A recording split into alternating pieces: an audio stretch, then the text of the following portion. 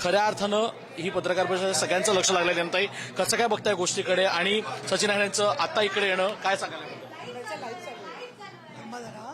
माननीय एकनाथजी शिंदे आमचे मुख्य नेते आणि सचिन अहिर इथे येतील आणि ते पत्रकार परिषदेला संबोधित करतील आणि आज सचिनजी अहिर यांचा अर्ज आम्ही उपसभापती पदासाठी भरलेला आहे आणि ते नक्की विजयी होतील याची आम्हाला खात्री आहे.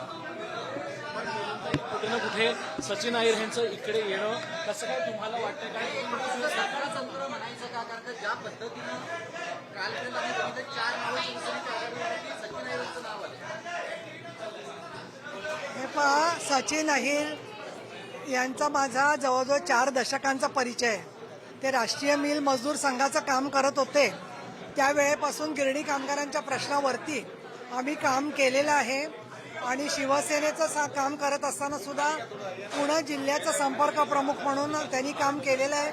आम्ही अनेक कार्यक्रमात सहभागी होतो आणि तुम्हाला सांगायला हरकत नाही की मी ज्यावेळेला शिंदे साहेबांच्या नेतृत्वाखाली काम करायला लागले त्याबरोबर मी अनेक वेळेला त्यांच्याशी बोलले होते की तुम्ही सचिन भाऊ इकडे या, शिंदे साहेबांच्या कामामध्ये तुम्हाला समाधान वाटेल. आणि उलट अनेक वेळेला काही प्रश्न आले तर मी त्यांना विचारण्यासाठी पण द्यायचे की तुम्ही विचारा फ्लोअरवरून, कारण मी उपसभापती होते. त्यामुळे मला असं वाटतं की सचिन भाऊ अहिर यांचा जो झालेला प्रवेश आहे त्याच्यामुळे सगळ्याच जणांना आनंद झालेला आहे आणि माननीय शिंदे साहेबांचं जे ऑपरेशन टायगर आहे त्याच्यासाठी आम्ही ह्या सर्व गोष्टी ज्या आहेत त्याची कारणं समजून घेऊ शकतो असं मला वाटतं. मात्र तुमचा एकंदरीत असणारा उपसभापती पदाचा दांडगा अनुभव या पद्धतीने तुम्ही सभागृह चालवलेला आहे. शिवसेनेमध्ये अनेक महत्वाचे चेहरे असताना सचिन अहिर यांची नेमणूक या पदावरती महत्वाच्या पदावरती व्हावी याबद्दल तुमची प्रतिक्रिया काय आहे? आता तुमच्यावर काही जबाबदारी पक्ष महत्वपूर्ण जबाबदारी देणार आहे का?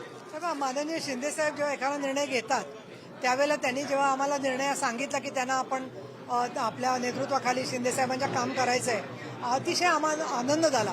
कारण शेवटी पक्ष वाढीसाठी आणि जो एनडीएचा महायुतीचा विचार आहे तो प्रबळ करण्यासाठी माननीय शिंदे साहेब काम करतात.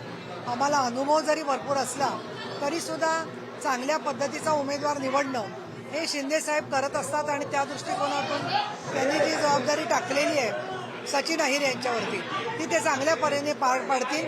मी 2002 ते 2019 17 वर्ष आमदार म्हणून काम केलेलं आहे. शिवसेनेची उपनेता प्रवक्ता म्हणून काम केलंय आणि माननीय शिंदे साहेबांनी माझ्यावर शिवसेना नेता म्हणून जबाबदारी टाकलेली आहे. त्यामुळे विधान परिषदेची सदस्य म्हणून सभागृहात जनतेचे प्रश्न मांडणं, माननीय शिंदे साहेबांनी मला असंही सांगितलेलं आहे की जिथे कुठे तुम्हाला कामात अडचण येईल त्याला मी उपमुख्यमंत्री म्हणून तुमच्याबरोबर उभा असेन.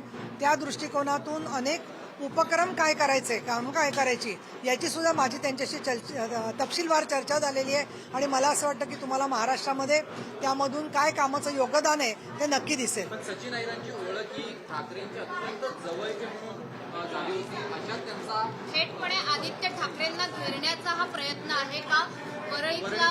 कारण आदित्य ठाकरे निवडून येण्यामागे सगळ्यात मोठा वाटा सचिन अहिरांचा मानला जातो.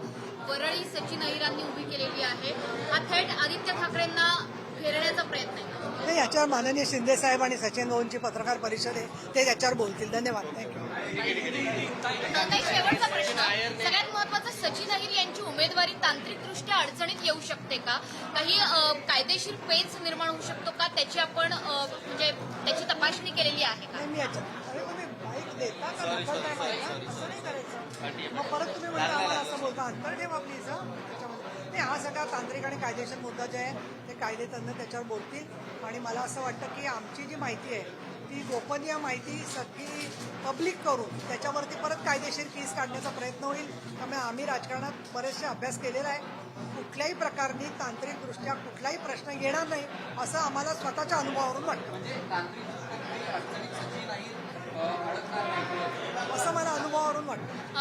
उपसभापती पद हे पक्षांतरबंदी कायद्याला लागू होत नाही अशी देखील एक चर्चा आहे. पक्षांतरबंदी कायदा चर्चा भाषा करणार